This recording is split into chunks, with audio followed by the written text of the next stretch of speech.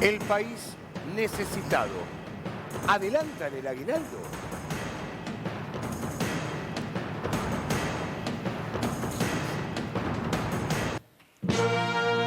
Bien. Esto fue una pregunta que surgió en estos días en el medio de toda la batería de bonos que anunció... 8 bonos, ¿no? 8 bonos Por que anunció decirlo. el ministro de Economía, Sergio Massa, y candidato a presidente de Unión por la Patria, Ajá. y como medio como que pasó desapercibido Sí. todo esto, porque obviamente la gente estaba esperando más esa ayuda económica que necesita que el propio aguinaldo, con lo cual falta. Pero digo, ¿qué habrá de verdadero en todo esto? Hay empresas que ya lo adelantaron, son empresas grandes, empresas Sí. privadas importantes, ¿no es cierto? Que dijeron, vamos a adelantar el aguinaldo. Pero ahora, ¿qué pasa con todos los demás? El resto de los mortales, ¿no es cierto? Exacto, lo tenemos a José Castillo, economista, que está con nosotros. José, ¿cómo está? A ver, espera, que no te escucho. No, ¿Vamos? no te estoy escuchando. Ahí creo que sí. A ver, José. Hola, hola. Ahora Estamos, sí. ahí Ahora José, Queremos bueno, entender. queremos entender un poco todo esto, toda esta batería de anuncios que hizo el ministro de Economía y saber cuál es tu opinión económicamente hablando y qué ayuda realmente son las que reciben los trabajadores con todo esto que anunció el gobierno. Bueno, este paquete de medidas es la respuesta o el intento de construir un conjunto de paliativos a la devaluación del 22% que se produjo en agosto y sus consecuencias, ¿no? Sí. Las consecuencias del 14%, 14,2% de la inflación del mes pasado y un número más o menos similar, un poquitito menos por ahí, pero también de 2 dígitos del mes de septiembre.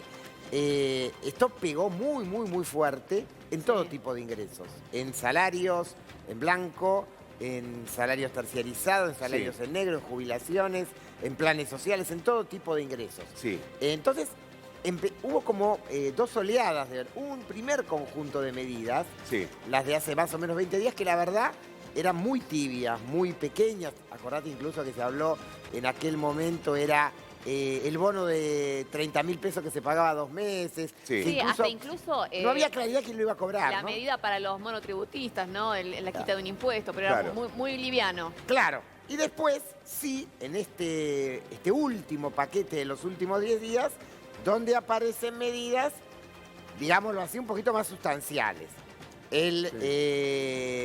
La suba del mínimo imponible, objetivamente, Sí. la desaparición del impuesto a las ganancias cuarta categoría para una masa muy importante de trabajadores. Sí. Eso en el bolsillo de, obviamente, trabajadores en blanco que están cobrando un salario un poquitito más La arriba. devolución del Pero IVA. no tanto, Pero- es importante. Pero lo que devolución hablamos del es IVA. que es beneficioso todo este paquete para los trabajadores. Hablando lisa y llanamente. Dame un minuto. Sí. Porque lo tengo a Russo, que es, no sé cómo presentarlo, si es sociólogo, si es analista político, Ex asesor, de Javier Milei. Javier Milei. También. Russo, ¿cómo está? Buen día.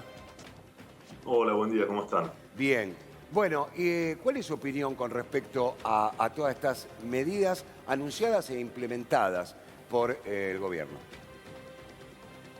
Son medidas electoralistas, claramente, tienen una función de paliativo y de búsqueda de llegar a un sector que es un sector en disputa en estos momentos, que es el que está tratando de llegar el oficialismo, ¿no es cierto? Está bien, pero más allá de las tareas de lo que vos manifestás que es medidas electoralistas, ¿son medidas que eran necesarias para los trabajadores, sí o no?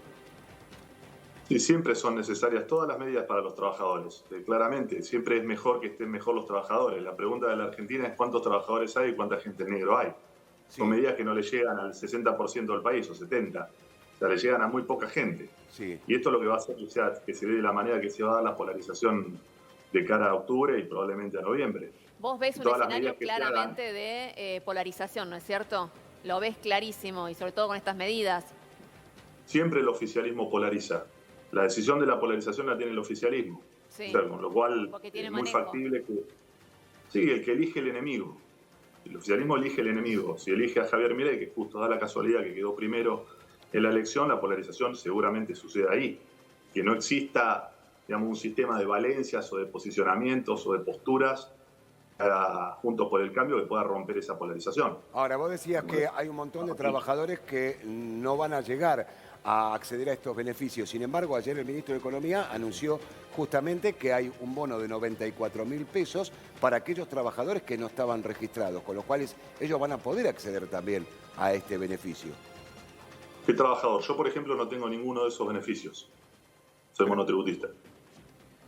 Pero hubo... La inmensa mayoría. O sea, me encantaría decirte todo que sí y alegremente decir que va a cambiar el país. Ahora, si alguien cree que va a cambiar el país con lo mismo que están hace 40 años, o es iluso o recibe algún tipo de respaldo económico de algún sector. Pero no existe otra forma de verlo. Pero perdóname, ¿no hubo beneficio para los monotributistas, José? Sí. Sí, hubo Contame, en la segunda tanda de medidas. Hubo beneficios a los monotributistas que tuvo que ver básicamente con el no pago del componente tributario primero y después en el incremento a partir del cual se empieza a producir el necesario pase del monotributo hacia las categorías ya de no inscriptos, ¿no? Quizás el beneficio para monotributistas al lado de los trabajadores formales quedó como muy, pero muy bajo, ¿no es cierto? Parecería por ese lado. A ver, porque Russo, cierto. lo estoy viendo que se está sonriendo, me parece que no está muy de acuerdo con lo que decía José. No, eso es un hecho objetivo, digo. Otra cosa, a ver, Espera, déjame que te conteste. Escúcheme, vamos a discutir medidas que todos sabemos que se nos están riendo, vamos a hablar en serio de política.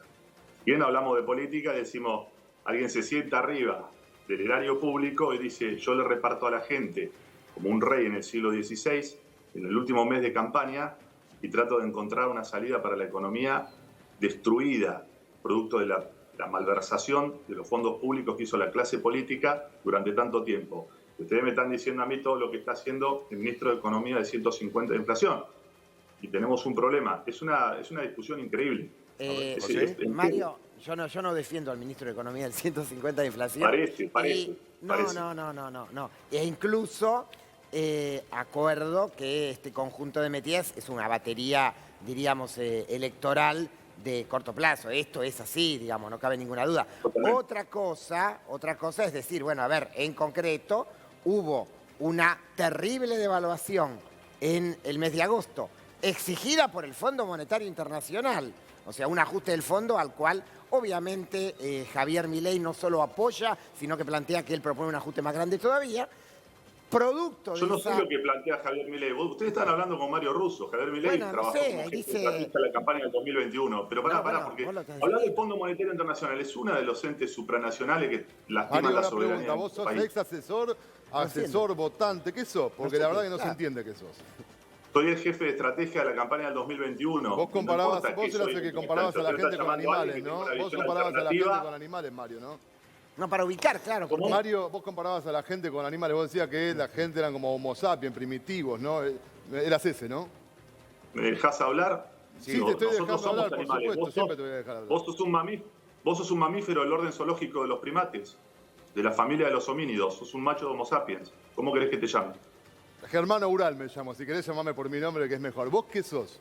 Está bien, te puedo llamar como Germán, pero seguís siendo un primate, ¿eh? No creas que no. En la Facultad de Ciencias Naturales sos eso. Si vos fuiste a la de sociales y dijeron que te llame o te percibas un parripollo, es una buena forma, pero no es la verdad. Las ciencias naturales dicen que sos un primate. Y vos sos bilardista. ¿No te parece que estas medidas son bilardistas? Digo, ¿vos tomarías este tipo de medidas o no tomarías ningún tipo de medida, digamos, en el caso de tener una próxima elección? Claro que son bilardistas. ¿Cómo asesorarías vos a tu, digamos, a la persona que vos asesorás? ¿Cómo harías para asesorarlo? Yo te digo, eso es una posición menotista la que decís. ¿Esto es bilardista? Sí, es el bidón. Me parece que, a ver, si esto no es bilardista, que me vuelvan a explicar qué es el bilardismo. Un segundo, porque vos estás en el piso y yo estoy acá. Pero te escuchamos. El bilardismo es método, trabajo, disciplina, constancia y conocimiento. Y después el bidón, que es lo que dicen los menotistas respecto del bilardismo. Pero el bidón no es el bilardismo, ¿eh? Bueno, es el conocimiento, la táctica, es muy distinto. Claro, claramente, evidentemente hay un conocimiento de la táctica, de la estrategia, ¿no? Para tomar estas medidas. Lo que digo, no es una medida resultadista esta, ¿no te parece eso? Digo, vos no la apoyarías. ¿Qué harías si tuvieras un candidato en este momento, si estuvieras trabajando para un candidato? Sabemos que no estás trabajando para un candidato, pero ¿qué harías, digamos? ¿Qué le dirías que haga?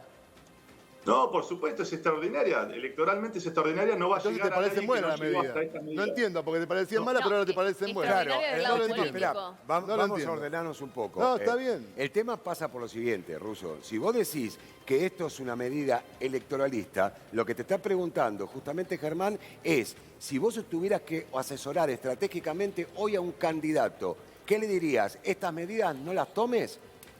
No, por supuesto que las tomaría, es el dinero de todos, el tuyo, el de todos. El de todos, que lo están usando como les parece. Me parece perfecto, hace muchos años que es así y así estamos. O sea que le va a Siempre al borde servir. de No, un pero ¿por qué conflicto. ¿Le va a que- servir, electoralmente hablando, le va a servir a Sergio Massa esto? ¿Eso querés decir? No sé si la gente tiene una posición, me parece hoy, que no sé si están analizando bien el voto de Javier Milei. La gente dice, voy a votar a Javier Milei porque ya peor no vamos a estar y no me importa lo que pase. Hay un componente importante del voto de Javier Milei que es, no me importa qué pueda llegar a suceder. Entonces, la campaña del miedo, que es el próximo proceso que van a desarrollar electoralmente en el oficialismo, va a llegar hasta donde los que pueda llegar, pero la verdad que la gente, como vive, recién veían matándose en Constitución, la gente destruida, casi una necesidad de emigrar al interior, escondiéndose de las grandes urbes porque están destruidos, ya que recién decían que si somos animales, la glándula suprarrenal destruida, nervios, constantemente salís a la calle, es un caos, casi que se percibe un estallido. Igual- El que no lo ve es porque no tiene ganas. Igual, Russo, yo te quiero corregir en algo, porque vos decías recién que el gobierno está repartiendo la plata que no es de él, que es de todos, y en el caso de este último bono para los trabajadores no registrados, la plata no sale del gobierno, ¿eh? Te lo quería decir porque no va a ser financiado por el gobierno. Es así, José. Espera que no te escucho. No, espera, no te estoy escuchando, José. A ver, ¿ahora? Chicos, ¿le podemos abrir a José?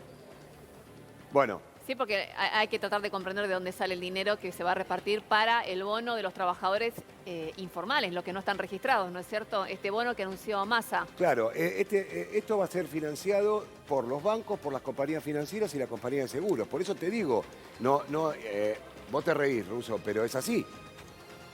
Pero ¿qué querés que llore? Deberíamos llorar, pero hay una realidad también en esta conversación, que hay un posicionamiento respecto de la importancia de estas medidas del oficialismo, y yo del otro lado, que la verdad trabajé en un momento en la campaña de Javier, tengo una posición, soy un soberanista, algunos son más liberales, otros son soberanistas, creo que es una medida electoralista que lo sabe todo el mundo, no es que no se da cuenta la gente, no creas que la gente, digamos, es como Pavlov, que vos le alumbrás, le vas a dar de comer y le cae la baba como un perro. No es eso la gente está viendo que son todas medidas del último mes. Una catarata de medidas del último mes. Ahora, Mario, No son medidas de los últimos 4 años, medidas, es del último mes. Estas medidas fueron giradas al Congreso para que se lleven adelante leyes. Por ejemplo, este jueves se va a discutir en el Senado el tema de la quita, el tema del impuesto a las ganancias, ¿no? Digo, hay un avance también en pos de que estas leyes, de que estas medidas terminen siendo leyes y básicamente de tener una reforma tributaria. ¿Te parece que si dejan de ser medidas electorales y pasan a ser leyes, tienen más sentido? Sí, estaría buenísimo que sean cuando se tiene que dar en un periodo que debería estar descartado. En muchos países directamente no pueden tomar medidas los presidentes, lo que tiene que ver con justicia, con impuestos o con cuestiones fundamentales de la economía Igual de con un país. justicia no tengo ninguna electoral. medida, no sé qué medida decir, perdón, no sé qué medida te referís con respecto a la justicia, no hay ninguna medida. No, pero te estoy diciendo que no se pueden tomar medidas que hacen a la estructura de un país en los periodos electorales. En muchos países se maneja así, salvo en este que lo han convertido en un país bananero, y vos me estás diciendo las grandes medidas que estás tomando a 20 días de las elecciones. ¿Vos te das cuenta, no, lo que estamos hablando? Sí. Bueno, me parece que no es la primera vez que pasa, ¿no? No, está bien, pero ¿qué crees que te diga que está bien? ¿Por qué te pensás que lo votó el 30 y pico por No, ciento pero de la muchas gente? veces, a ver, es como cuando vos tenés la calle de tu casa rota en el municipio y viene el intendente y te la arregla. Obviamente, vos decís, che, bueno, hace un año que tengo la vereda rota, ¿por qué ahora? Pero a la vez es el momento en donde generalmente se hacen estas grandes obras. ¿Nos hemos acostumbrado a esto y está mal? Sí, tenés razón, No, ahí te doy la derecha, ahí te doy la es que derecha, eso está mal. explica, eso Pero que estás digo, ¿no hay diciendo- que aprovechar esos momentos? Es que eso que estás diciendo explica el voto de Javier Milei. Porque la viveza de un grupo de personas que están enquistados en el poder, de hacer esto, no, pero justo el último mes, ¿no te das cuenta de que eso hace que voten a Javier Milei? Está tratando de defender al conde Drácula, que es una casta política. Está tratando de defender lo indefendible. Está viendo que se están matando en Constitución. Cambia de tema y ahora este mismo diálogo parece una polarización entre el oficialismo y Javier Milei. Yo no trabajo para Javier Milei. Ahora, no votaría a nadie de ese establishment repulsivo que está hace 40 años. Y nadie que tenga, digamos, conciencia de lo que está pasando va a votar eso. La verdad, seamos honestos. Russo, te agradezco esta comunicación para con nosotros porque se nos está acabando el programa. Gracias y seguramente te vamos a volver a convocar, cómo no, si es posible. Te agradezco mucho. Hasta la próxima. Gracias. Saludos, Mario. José, gracias también por haber estado aquí y por darnos tus conceptos en el tema económico.